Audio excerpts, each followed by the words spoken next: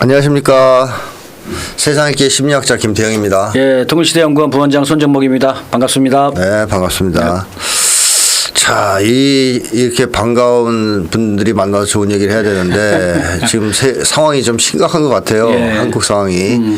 그 윤석열이 탄핵 위기에 몰려있다. 네. 뭐 이제 스모킹건이라고도 할 수 있는. 그렇죠. 결정적인 상황이죠. 윤석열 목소리가 나왔습니다. 뭐 딱 들어도 누가 들어도 이건 윤석열이다. 예. 이렇게 알 수 있는 그 스모킹건이 나왔는데. 네. 이 탄핵 분위기가 올라갈수록 역설적이게도 전쟁 분위기도 고조될 수 있다. 그렇죠. 뭐 이게 현실 아닌가요? 예.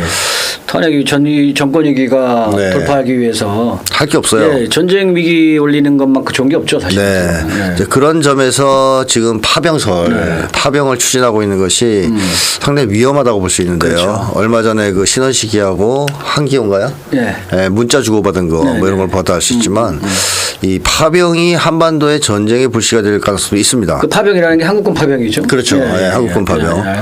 그러니까 북한군이 파병됐다라는 것을 이제 기정사실화하고 한국군을 파병하려고 지금 하는 거 아니냐 하는 의혹이 있는데 자, 그러면 우선 북한군이 파병됐다라는 근거로 제시되고 있는 게 러시아가 지금 매우 어렵다. 네.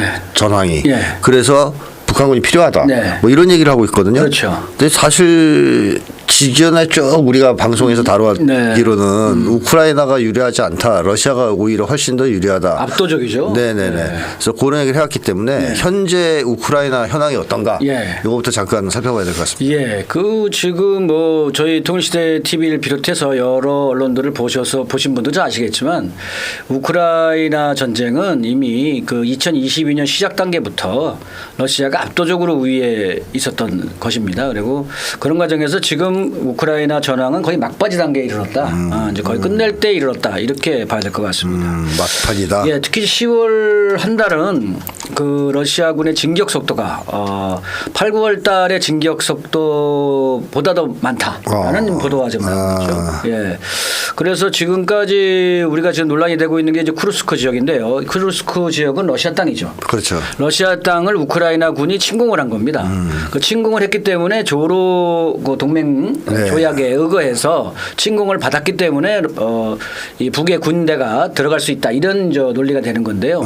어쨌든 지금 쿠르스크 지역에서는 러시아가 빨리 안 끝내고 어떻게 보면 소모전을 지금 하고 있다 이렇게 보는 게 맞습니다. 그래서 지난 석 달 동안에 걸쳐서 우크라이나 군이 약 한 27,150명 29일 기준 10월 29일 기준 27,150명이 사망을 했다라는 게 이제 러시아 국방부의 공식 발표고요. 네. 아울러서 전차가 97대 이상 파괴되었고 117대의 전차가 파괴되었고 97대의 보병 전투차가 파괴되었고 등등 게 쭉 기록이 나옵니다. 그래서 지금의 이 쿠르스크 전선은 압도적으로 그 러시아가 이제 이게 어떻게 보면 시간을 두고 천천히 이게 몰아내는 이런 상황이고 지금 현재 약 한 2,000명 정도의 우크라이나 병사가 숲속에 숨어서 이쪽에 농성을 하고 있는 산발적인 저항을 하고 있는 이런 상황입니다. 이건 푸틴 대통령이 지난 카잔 정상회의 때 공개적으로 밝힌 포위하고 있다. 예. 숲속에 들어갔는데 이 숲속에 들어가 있는 애들끼리도 지들끼리도 연락이 안 된답니다. 그러니까 이게 아주 이게 소규모 그룹 단위로 해서 흩어져서 저항하는 이런 정도 수준이고 그래서 이미 그 러시아군은 그 쿠르스크 바깥으로 수미 지역이나 이런 쪽을 남하하는 오히려 이제 우크라이나 땅으로 더 들어가는 이런 기세를 지금 보이고 있기 때문에 실제로 쿠르스크 지역에서 러시아가 엄청나게 위험하다 이런 보도는 완전히 거짓말이다 날조된 거다 이렇게 봐야 할 것 같습니다. 쿠르스크에 들어갔던 정예 부대가 거의 전멸에 가까운 피해를 입고 쿠르스크를 러시아가 회복했다. 이 상황에서 북쪽 특수부대가 관리가 뭐합니까? 굳이 필요하지 않다. 뭐 이런 거고요. 쿠르스크 말고 그 다른 지역 전선도 메인 전선이 돈바스 전선이고 메인 전선이 돈바스 전선이고 그 돈바스 전선에서 핵심적인 거점 그러니까 우크라이나의 방어 기지라고 할 수 있는 게 우글레다르 탄광지대인데 석탄 최대 산지죠. 이 우글레다르 지역이 한 1년 반 동안의 이 전투 끝에 결국은 함락이 진행하게 됐고요. 그다음에 요즘에 나온 게 셀리도바 며칠 전이죠. 며칠 전에 셀리도바 지역까지 함락이 되었습니다. 이 셀리도바 지역이 함락이 되면 이 포크롭스키 포크로프스키라고 하는 우크라이나 최대의 거점 요새가 있습니다. 거기가 이제 위험해지는 거고 이 포크로프스키가 무너지면 마지막으로는 드네프로 지역으로 진격을 하게 됩니다. 드네프로가 무너지면 이제 바로 키예프입니다. 키예프다. 그러니까 결국은 이제 이 남아 있는 네. 우크라이나의 소위 요새라고 하는 게 몇 개 안 되고 그나마도 지금 정예 병력이 빠진 상태하에서 그 전투를 치르고 있기 때문에 병력이 너무 부족한 게 확연히 드러난다고 하죠. 일단 병력이 매우 부족하다. 예. 네. 그래서 지금 옛날 같은 저항을 못 한다는 겁니다. 네. 예. 그래서 러시아군의 진격 속도가 엄청나게 빠른 이런 속도를 보이고 있다. 그래서 이런 상태로 나가면은 올 연말쯤이면 거의 젤렌스키는 항복할 수밖에 없는 상황이 아니겠느냐. 그리고 남서쪽으로 이제 그 오데사 지역까지 나오고 그다음에 그 몰도바의 국경까지 이어지는 이 라인까지도 장악하게 되면서 드네프르강 동쪽과 그다음에 남서쪽 일대 전체를 다 장악하는 이런 상황이 될 것이기 보이기 때문에 뭐 젤렌스키로서는 버틸 수가 없어요. 지금 상황에서는. 그러니까 젤렌스키 입장에서는 엄청난 위기감을 지금 느끼는 그렇죠. 상황이다. 네. 이렇게 봐야 될 것이고 그래서 뭐 승리 계획이니 뭐니 이거를 들고 가서 뭐 구걸을 해봤지만 그렇죠. 아무도 그렇죠. 돈을 안 주는 돈뿐이 아니라 미사일을 달라고 했는데 앵벌이가 안 되는 앵벌이가 안 되는 실패했죠. 예. 기댈 수 있는 곳은 한국밖에 없다. 그게 이제 그 젤렌스키 머리에서 나왔겠냐? 미국에서 야야 앵벌이 네가 아무리 해봐야 그렇지. 나토 애들은 가진 게 없어. 그렇지. 한국 가서 달라 그래. 맞아요. 내가 좀 어떻게 뒤에서 예. 성렬이한테 얘기해 볼게. 예. 이렇게 된 거라 이거죠. 그러니까 이게 지금 나토 애들도 사실은 지금 그동안에 3년간 하도 많이 퍼주다 보니까 미사일도 부족하고 포탄도 부족하고 돈도 부족하고 이런 상황에 처해 있는 상황이죠. 게다가 예. 그 나토는요. 제가 알기로는 군대 자체가 별로 많지 않다. 그렇죠. 영국군도 총병력이 뭐 12만? 그거밖에 안 된다. 6만이라는 설도 있고 뭐 저도 정확히 모르겠는데 몇만이라는 설도 있고. 그래서 북유럽은 더 적다 그래요. 그렇죠. 그러니까 북유럽은 뭐. 병력 자체가 별로 없어요. 줄만한. 그렇죠. 이거 뭐 북유럽이야 뭐 인구가 300만, 900만 이런 하는데 1000만도 안 되는 그렇습니다. 나라들인데 그 뭐. 그러니까 이제 한국의 60만 대군이 그렇죠. 이제 탐이 나는 거겠죠. 그렇죠. 자, 이게 그래서 국어를 하기 위해서 한국이 이제 기어왔다는 건데 자, 그러면 나토는 지금 줄 게 없잖아요. 나토는 중기 전략을 좀 채택하고 있습니다. 중기? 결국 당장 장거리 미사일로 해서 러시아 본토를 공격하자라는 계획이 한때 9월 달에 유행을 했었는데요. 그게 지금 현재 9월 25일 날 푸틴 대통령이 러시아가 핵교리를 변경했죠. 그렇죠. 핵교리를. 그래서 러시아와 벨로루시에 대한 공격 또는 비핵 국가라고 하더라도 핵보유국의 지원을 받는 재래식 공격에 대해서는 핵 보복을 할 수 있다. 이런 등등의 그러한 그 핵교리가 변경이 되면서 실제로 그 유럽 각국들은 만약에 장거리 미사일로 러시아를 공격하게 되면 핵 보복을 받을 수 있는 그러한 어떤 위험성을 느끼고 있기 때문에 실제로 공격을 하지 못하는 이런 미국도 마찬가지죠. 미국도 그러면서 사실은 자국의 에이테킴스 미사일을 공급하는 것을 허락을 하지 않았죠. 계속 거절을. 사실 그리고 미사일도 없습니다. 사실. 한마디로 푸틴이 아주 강경한 입장을 발표해서 까불면 핵으로 다 쏴버리겠다. 그렇죠. 그리고 얼마 전에는 전략 핵무기를 동원한 연습도 했어요. 그럼요. 29일 했죠. 그 뭐 육해공에서 다 했습니다. 동시에. 이제 그런 걸 보여주면서 까불면 다 죽는다. 그렇죠. 뭐 이러니까 나토나 미국은 섣불리 장거리 미사일 같은 건 지금 줄 수 없는 상황이다. 그렇죠. 맞습니다. 근데 무너질 상황이에요. 이거 어떡하지? 그러니까 한국밖에 없네. 그렇지. 그러니까 우크라이나는 무너지는 상황이고 나토는 중기적으로 2027년까지 내다보고 끌고 가야 되고 이 동유럽 일대와 발트 삼국 일대에 나토 군기지를 건설 중에 있습니다. 루마니아, 폴란드 또 뭐 저쪽에 그 에스토니아, 그다음에 리투아니아 이런 나라 등에다가 미군 기지하고 나토 기지를 만들어서 그 사이에 전시 체제를 강화해서 군수 생산을 늘리고 그래서 한판 해볼 수 있는 대비 태세를 갖추겠다라는 게 이제 이 나토의 중기 전략인데 이게 우크라이나가 그 사이에 무너져 버리면 이게 나토의 존립 자체가 문제가 되니까 그러니까 우크라이나를 안 무너뜨리면서 이러한 중기 전략이 가능한 그러한 여건을 만들어야 한다 이런 거죠. 그러니까 27년까지 버텨야 된다. 나토 입장에선. 최소한 그 정도를 버틸려면. 근데 한국군 들어가면 27년까지 버틸 수 있는 거예요? 저도 그게 힘들 것 같은데요. 한국군 몇 명이 들어간다 한들 그 전황을 바꿀 수 있겠습니까? 그러게 말입니다. 그래서 아무튼 생각하는 게 아무튼 이 현재 전쟁을 어떻게든 좀 끌고 가보려는 이런 의도가 있는 것 같아요. 그러니까 어쨌든 지금 미국 나토 쪽은 바로 여기서 젤렌스키가 무너져서 지면 안 된다. 그렇지. 어떻게든 이거를 전쟁을 이어가야 된다. 그렇죠. 뭐 이기냐 지냐는 둘째치고 뭐 그런 입장이라는 겁니다. 예. 자, 그런데 이 시점에서 어쨌든 한국군이 필요한 상황인데 우크라이나에서 이상한 것들을 막 던졌어요. 네. 오늘은 그 이정재도 나왔더라고요. 네, 그 북한군이라고. 네, 북한군 뭐 증명서라 그러면서 그게 저희 한번 보여드릴게요. 우크라이나 언론에서 올렸는데 사진에 이정재가 있습니다.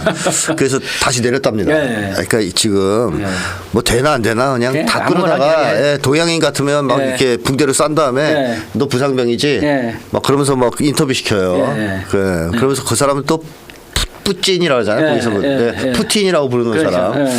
하여튼 별짓을 다 하고 있는데 이것이 사실상 윤석열과 우크라이나의 젤렌스키 둘만의 이 합작품 아니다. 그렇죠. 아까 말씀드렸듯이 미국이 배후에서 야 좀 분위기 좀 띄워봐. 그럼 우리가 나중에 숟가락 얹을게. 이런 이제 쇼를 했다 이렇게 봐야 되겠죠. 그렇죠. 제가 볼 때도 그렇습니다. 10월 2일 날 북의 군사가 6명이 사망했다. 우크라이나 전선에서 이런 보도가 나오기 시작하면서부터 이제 그런 그 북의 군대가 들어가 있다 이런 얘기들이 계속 나오기 시작했는데요. 사실은 젤렌스키의 거짓말을 워낙 잘 알고 있는 서방 언론이 처음엔 안 받았어요. 안 받았죠. 그러다가 10월 16일 날 커트 캠벨 국무부 부장관이 한국을 들어옵니다. 이 양반이 왔다 간 직후인 18일 날 국정원이 북한 군대 1,500명이 현재 훈련 중에 있고 15,000명 들어갈 계획이다. 뭐 이런 식으로 공식 발표를 했죠.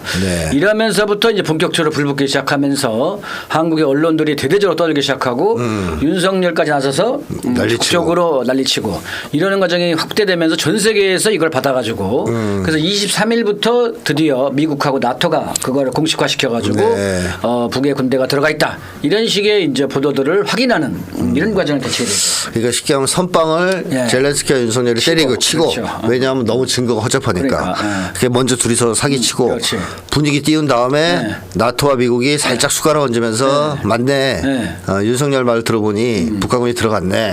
이런 지금 쇼를 하고 있다. 자, 근데 다들 아시는 분들은 아시겠지만 북한군이 들어갔다는 확실한 대규모로 파병됐다는 증거는 지금까지 단 하나도 없습니다. 그렇습니다. 제대로 된 증거 하나도 없어요.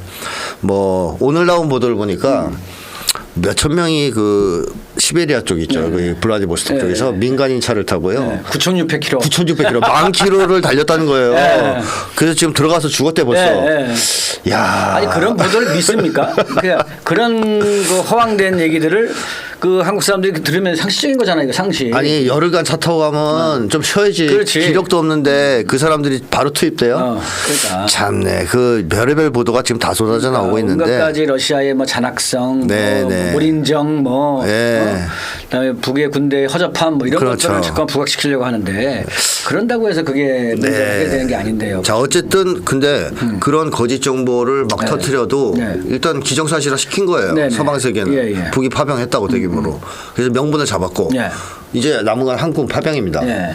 윤석열 정권은 당장은 파병을 안 한다고 하지만 파병을 할 수가 없어요. 지금 어차피 그러려면은 국회 동의가 있어야 되거든요. 그러니까 공식적인 과거 베트남 얘기를 좀 이따 하겠지만 어쨌든 국회 동의를 받을 수 있는 가능성은 거의 없다. 현재로서 보이지죠. 현재로서는.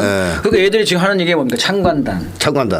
그다음에 무슨 뭐 이북 군대 뭐 신문주 뭐 이런 식의 어떤 뭐 택도 안 되는 그런 그 부대를 일부 구성을 해서 보낸다 이런 얘기죠. 그거는 뭐 이제 국회 동의가 필요 없다고 우기는 중이죠. 그렇죠. 그걸 우기는 중이죠. 부대 단위가 아니라 개인 단위는 훈령으로 가능하다. 이것도 이제 위헌인데요. 어쨌든 어쨌든 이렇게 우기면서 지금 상간단은 보내겠다고 하는 겁니다. 예. 사실 뭐 이미 들어가 있다는 보도도 있죠. 네. 이미 그 F-16 조종사가 16명이 루마니아에 이미 들어가 있다. 여기 루마니아는 어쨌든 우크라이나는 아니니까. 네. 예, 어쨌든 동유럽의 그 미군 기지에 들어가 있다는 얘기도 나오고 있고요. 네, 그런 보도도 있고. 네, 그래서 이게 확인이 더 필요합니다만 만약에 여기서 루마니아에서 F-16을 띄워서 러시아를 공격해 들어가면 한국군 조종사가 그걸 조종을 한다. 이게 황당한 얘기가 나오는 거죠. 그렇죠.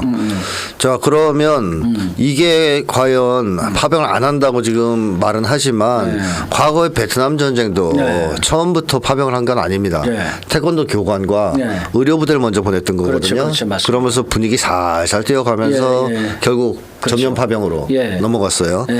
자, 근데 어쨌든 한국 정부가 파병할 의도가 있다고 보여지는데 지금 왜 한국군을 이렇게 파병을 하려고 하는가? 그러니까 뭐 여러 가지로 이제 원인 분석을 할 수 있을 것 같습니다만 일단은 무엇보다도 윤석열이가 절체절명의 정권 위기에 놓여 있다. 윤석열 입장에서는 어떻게든 미국의 지지를 받아야 무조건 끌어내야 되고 받아야 된다 이런 겁니다.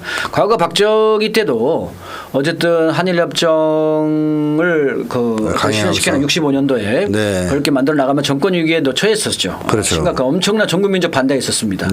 그때 얘가 진행했던 게 이 월남 파병, 베트남 파병이에요. 64년에 논의가 돼서 65년에 이제 파병을 시작하죠. 65년에 한일 협정이 만들어지고 그래서 이런 정권 위기 상태를 미국의 철저한 지지에 의거해서 돌파하려고 하는 그 덕분에 어쨌든 박정희는 오래 갔죠. 그렇죠. 그런데 그때는 이제 미국이 힘이 있었을 때고 지금 미국이 힘이 완전히 빠지는 조건에서 정권 교체까지 눈앞에 둔 상황이잖아요. 그런 조건 하에서 이제 이 윤석열이가 무리하게 지금 미국의 어떤 전쟁을 계속하려고 하는 그런 세력들의 요구를 받아서 지금 무리하게 자신의 정권 유지를 위한 무리한 파병을 또 살상무기 공급을 현재 추진하고 있다 이런 겁니다. 당시 베트남은 한국에 보복을 할 수가 없는 그런 조건이었지만 지금의 러시아는 차원이 다르죠. 이렇게 되면 완전히 한국이 교전국이 돼가지고 러시아로부터 바로 보복을 첫 번째로 받을 수 있는 나라가 됩니다. 미사일을 맞을 수도 있고 또 봉쇄를 당할 수도 있습니다. 해군 무력에 의해서. 그러니까 없어요.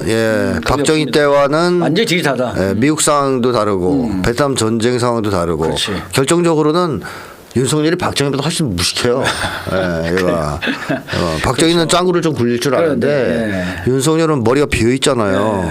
그래서 지금 이런 짓을 하는 거라고 봐야 되고요. 무식하게 지금 겁없이 함부로 지금 뭐 그냥 한국군 보내면 마치 미국이 계속 지지해주고 자기 정권을 유지해 줄 것처럼 또 착각하는 이런 상황 같아요. 그래서 제가 볼 때는 윤석열을 사령관으로 하는 국민의힘 부대를 편성해서 파병을 한번 아주 좋으신 생각입니다. 탈북자들 특공대로 세우고 데리고 보내면 될 것 같아요. 박 누구죠?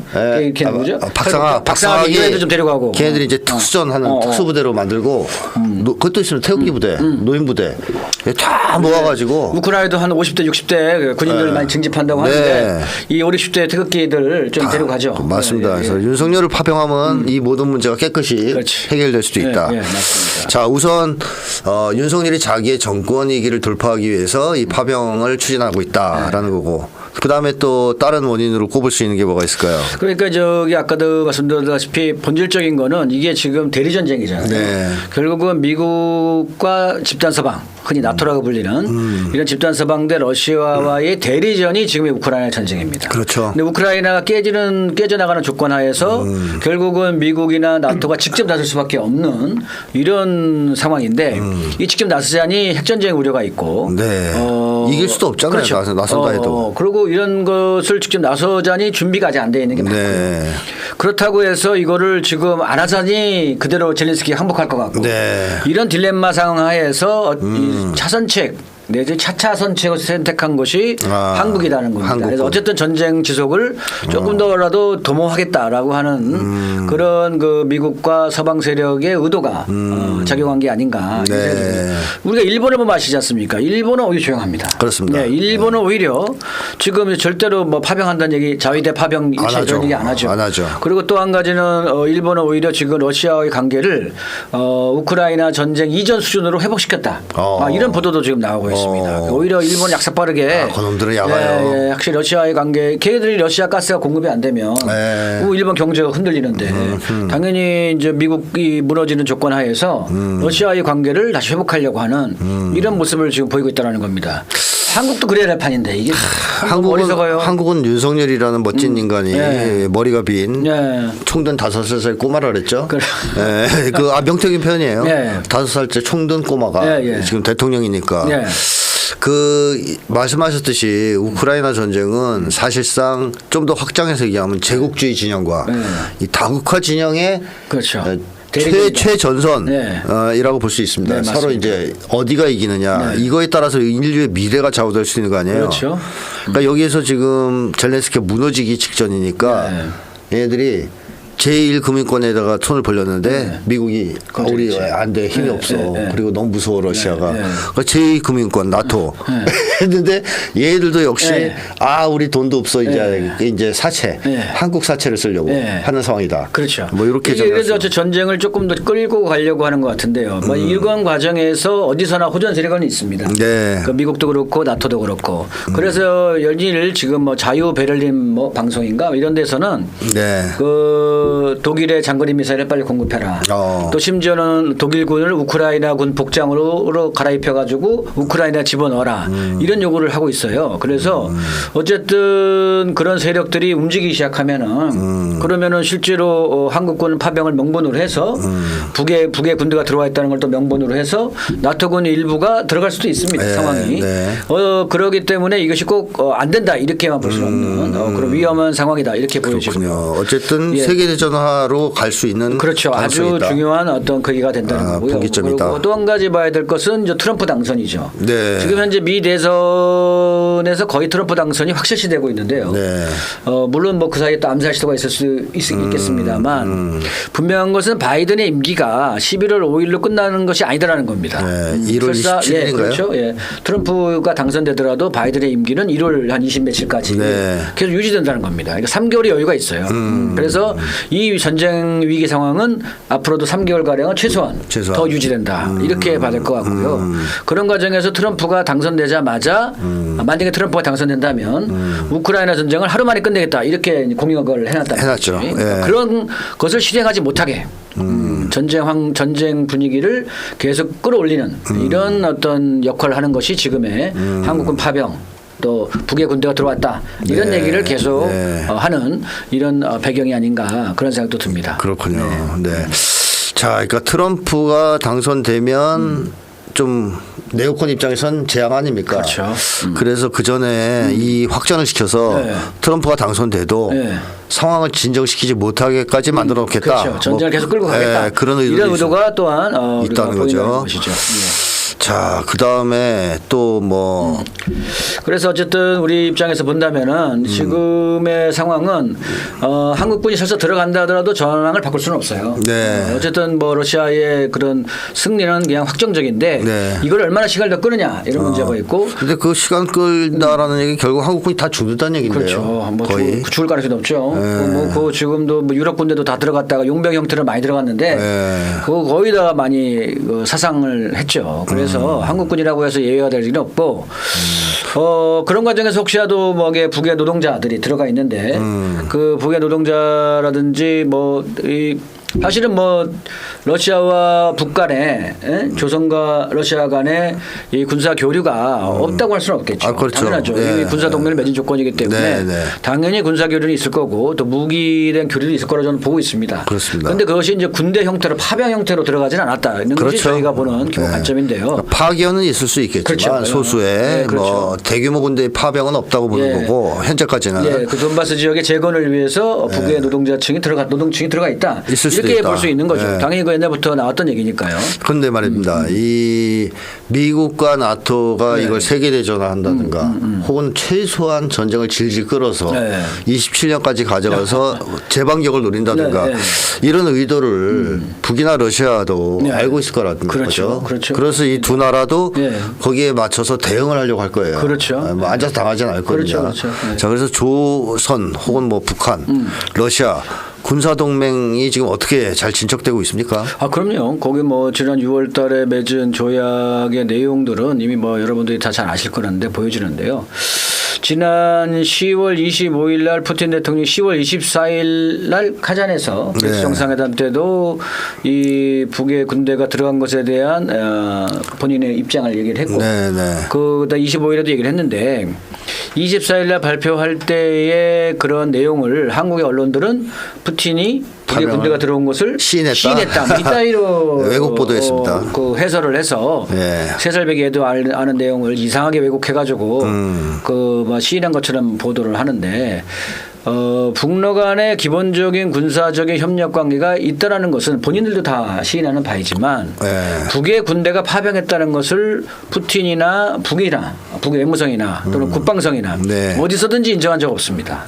단 한 건도 인정하고 없고 오히려 그 23일 날 자하로바 러시아 외무성 대변인이 공개적으로 얘기를 했죠. 북의 파병은 없다. 그런데 조로 간의 군사 협력은 계속 진행 중이다. 그런데 만약에 이런 것을 자꾸 왜곡해서 우리를 공격하러 든다면 아주 잔혹한 결과를 맞을 것이다. 이런 아주 강경한 입장을 내놨습니다. 특히 한국에 대해서. 이번에 유엔에서 말이죠. 그 외무부 장관이 그 얘기를 했어요.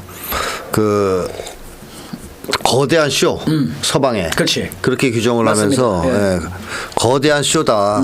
그러니까 이거를 그 한국이 속지 말고 물리치기를 바란다. 이런 얘기를 했습니다. 이것도 맞습니다. 역시 이제 파병을 인정하지 않는 그런 거거든요. 자, 그래서 현재의 상황에서는 푸틴이 한 말을 요약해 보자면 제4조 이번에 이제 조로 조약 제4조에 의하면 군사 개입 조항입니다. 자동 군사 개입 조항. 요걸 두고 뭐라 그랬냐면 앞으로 요게 서로 이제 비준이 끈다고 완전히 마무리가 되면 이거의 기초에서 대화를 시작하고 그다음에 그때 뭐 혹시 필요하면 파병을 할지 말지 그때 논의할 건데 그렇다 하더라도 그건 우리 문제다. 그죠, 요지가. 맞습니다. 정확히 보셨네. 니네가 상관할 거 아니다. 그리고 오늘 또 그 외무부 장관이 그런 얘기를 했어요. 야, 나토하고 미국은 다 들어가 있는데 다 도와주고 퍼주고 도와주고 군대도 들어가 있는데 우리는 왜 그걸 받으면 안 되냐? 뭐 그런 왜 이런 이중 기준이 이제 적용될 거라고 생각하냐? 그러면서 신식민주주의적 발상이라는 식으로까지 얘기했습니다. 자, 그래서 이제 그런 점에서 북러도 이걸 그대로 두고 보지는 않을 것 같다. 그렇습니다. 그래서 3차 대전의 어떤 위험성, 가능성들이 계속 제기되어 왔기 때문에 그래서 이거를 어떻게든 간에 막기 위해서 억제하기 위해서 29일 날이 러시아가 대륙간 탄도미사일을 비롯한 핵미사일에 대한 시험을 했죠. 아레스부터 시작해서 그리고 조선도 31일 어제 화성포 19형. 그래서 야 진짜 뭐 그래서 어쨌든 뭐 완결판 최종 완결판 대륙간 탄도미사일. 이런 그 핵미사일 대륙간 탄도미사일 핵미사일 관련해서에는 북이 세계 패권국이다. 이렇게까지 얘기했죠. 세계 최강. 뭐 이렇게까지 얘기하면서 다탄두 고체연료 대륙간 탄도미사일. 뭐 어쨌든 지금까지 쏜 거를 측정한 거에 의하면 가장 긴 시간 동안 가장 긴 거리를 날아갔다. 7,800km 정도를 날아갔으면요. 7,600인가요? 7,680km 그렇죠. 이게 이 정도 날아갔으면은 정상 각도로 날아가면 약 한 2만 킬로 날아가는 거죠. 그러면 이게 평양에서 그 워싱턴까지가 11,000km니까요. 그러니까 2배 이상 사실상 지구 한 바퀴를 돌 수 있는 이런 정도의 장거리에다가 무거운 그 탄두를 싣고 다탄두 그렇죠. 그래서 오래 기간 날 수 있다는 것이 강력한 엔진 추동력을 보여준 거라서 사실은 미국으로서 상당히 긴장하지 않을 수 없는 그러한 어떤 무기를 공개한 것이다 이렇게 봐야 되겠죠. 그러니까 강력한 경고를 했습니다. 그렇습니다. 러시아나 북이나 만약에 세계대전화 시키면 너희 본토도 무사하지 못하다. 핵전쟁이다. 이런 이미 지난 6, 7월 달부터 이미 그 러시아의 핵잠수함과 군함이 쿠바 앞바다에 가 있고 또 중국과 러시아가 합동으로 해서 연합 해군이나 또 연합 공군 훈련을 알래스카 해역까지 들어가서 네. 사실상 미 본토를 위협하는 이런 상황까지 지금 가고 있죠. 그래서 만약에 나토가 직접적으로 우크라이나에 들어가서 또 한국군이 직접 들어가서 그렇게 해서 전쟁을 확대된다면 이게 이제 3차 대전이 되는 거니까 네. 그렇게 되면 미국 본토 역시 무사하지 못할 것이다. 이렇게 지금 강력하게 이 협박과 경고를 날리면서 사실상 세계 대전을 억제하는 이런 어떤 상황으로 가고 있는 게 현재의 아주 중요한 현재의 가장 이런 민감한 순간의 의미가 아닌가 그런 생각이 듭니다. 자, 그런데 이 문제가 지금 뭐 네오콘들은 필사적으로 한국은 파병을 지금 추진하고 있는 것 같은데 트럼프가 또 변수란 말이에요. 곧 대선입니다, 미국 대선. 그렇죠. 트럼프가 지금 유리하다는 쪽인데 전체적인 이제 흐름은 트럼프가 당선되면 이거 트럼프로서는 길을 쓰고 또 중단시키려고 하지 그렇죠, 않겠어요? 그렇죠. 본인한테 또 공약도 있는데. 그렇죠. 그래서 뭐 야 그만해. 그리고 내가 보니까 다 가짜 뉴스야. 보니까 이정재네. 뭐 이렇게 나올 수 있잖아요. 그렇죠, 트럼프가. 그죠? 트럼프 막 시원시원하게 얘기하니까.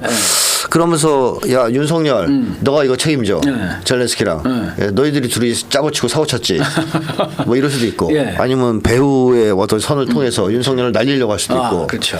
뭐 이런 변수가 또 있어요. 트럼프가 당선될 경우. 자 예측을 해보십시오. 트럼프가 당선되면 어떻게 흘러갈 것 같습니까? 트럼프가 당선이 되면 당연히 윤석열은 불편하겠죠. 아주 불편하겠죠. 상식적인 거 아니겠습니까? 그러면 윤석열 입장에서 이제 와서 태도를 바꾸자니 그렇고 안 바꾸자니 그렇고 상당히 이제 입장이 난처할 것 같은데 그래서 만약에 자기가 정권을 물러나야 될 바에는 어쨌든 그 미국 내에 있는 호전 세력 있어요. 네오콘 군산복합체 대리인들이 있는데 또 트럼프를 반대하는 세력들이죠. 이 세력들하고 손잡고 아직까지 바이든이 집권하고 있는 기간 안에 3개월 안에 뭔가 이제 일을 저지를 수도 있는 그런 가능성이 있지 않을까. 저는 그런 생각도 듭니다. 그렇죠. 네오콘들도 뭐 트럼프가 당선됐다고 그래 우리 이제 앞으로 얌전해질게 이렇게 행동하기는 좀 어려운. 사실 오히려 그 내전 얘기가 미국 내전 얘기는 해리스가 질 경우에 더 가능성이 높다는 얘기가 나오고 있어요. 그래서 그래요. 트럼프가 질 경우보다 오히려 해리스가 질 경우 현재 이 권력을 쥐고 있는 쪽은 바이든 세력 민주당 쪽이기 때문에 오히려 지금 만약에 그 트럼프를 인정하지 않는 세력들 입장에서는 지금 권력이 있는 조건 하에서 오히려 지금 뭐 내전 이런 얘기도 나오고 있고요. 또 확전 시도 이런 얘기도 나오고 있어서 사실 대단히 불투명한 것입니다. 그러니까 트럼프가 되면 모든 게 다 해결된다 이런 건 아니다 이런 얘기입니다. 그렇지 않다. 네, 그렇습니다. 자, 그럼 최악의 경우인데 해리스가 되면 어떻게 됩니까?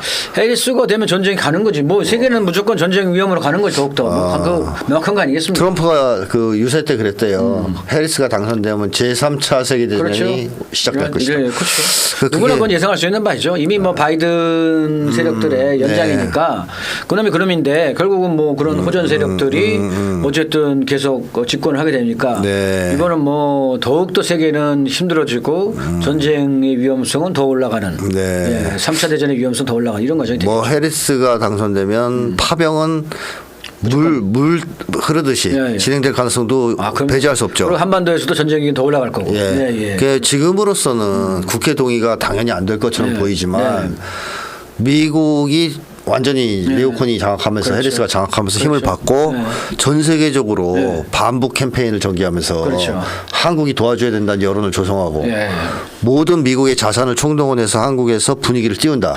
그러면 이제 언론이나 이런 데서도 국회의원, 뭐 정치인들 사이에서도 파병을 주장하는 사람이 나올 수 있단 말이에요. 그러니까 지금 민주당 내에서도 뭐 이 북한군 파병 중단 결의안을 갖다가 뭐 박선원이니 그다음에 누굽니까 저 이인영이니 또 뭐 위성락이 또 뭐 누굽니까 그 박지원이 이런 인간들을 그 중견이라고 하는 사람들 나서서 지금 파병 결의안 하자고 민주당 내에서도 그런 거 아니겠어요. 그러니까 이런 한심한 짓거리를 하고 있는 인간들이 여전히 민주당 내에도 강하게 있다. 현재 상황에서 그런 정도인데 그 정도로 여론몰이를 하고 분위기를 조성해서 배후 공작까지 취하면 민주당의 상당수가 파병을 지지할 수도 있어요. 그럼 분열될 수 있습니다. 이게 원래 이게 친미적인 세력들이 많다 보니까. 그래서 그게 이제 해리스가 당선됐을 때 나타날 수 있는 뭐 전 세계적인 전쟁이요. 뭐 위험하다. 한반도 역시도 더욱 위험에 처하는 그런 상황이 될 수 있습니다. 윤석열은 아마 좋아서 막 춤추고 그렇죠. 정권이 더 연장될 수 있는. 그럴 겁니다.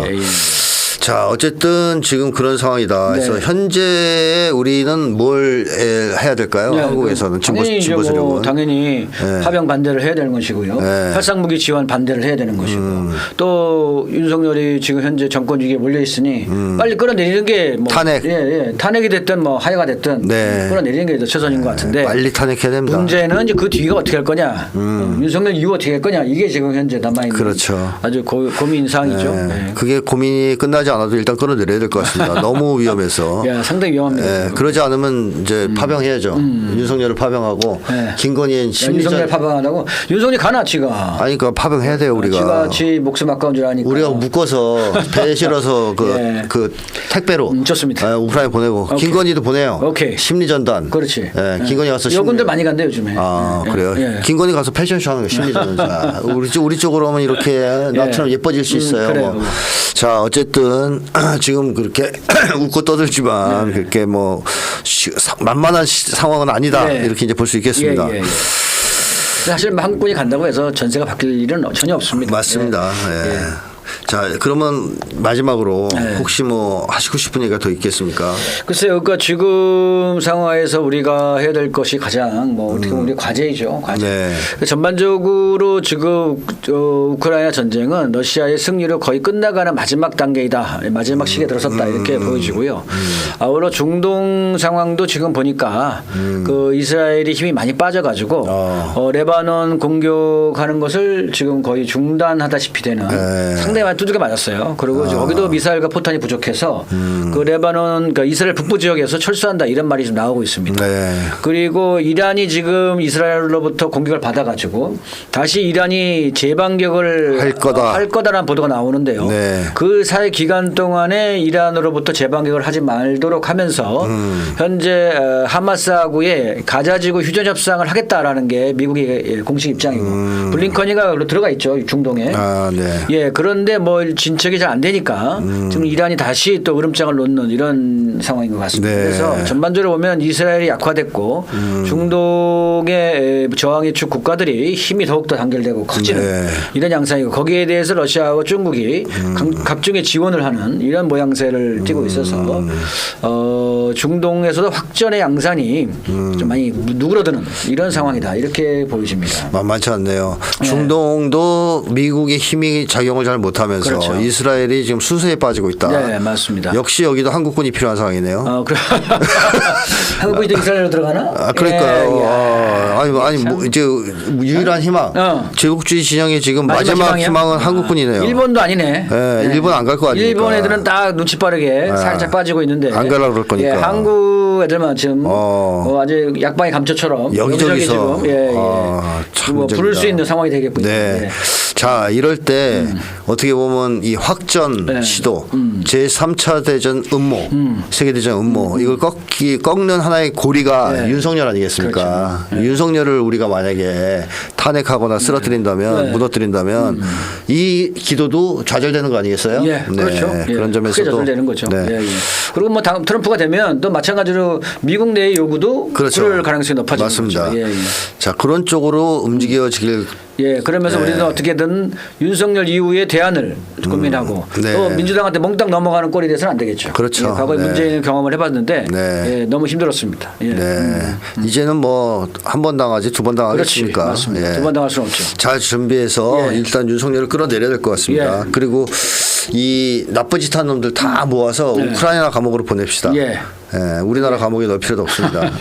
그래서 새로운 대안을 잘 준비해 나가는 그런 한 주가 되시길 바랍니다. 네, 오늘 말씀 감사합니다. 감사합니다.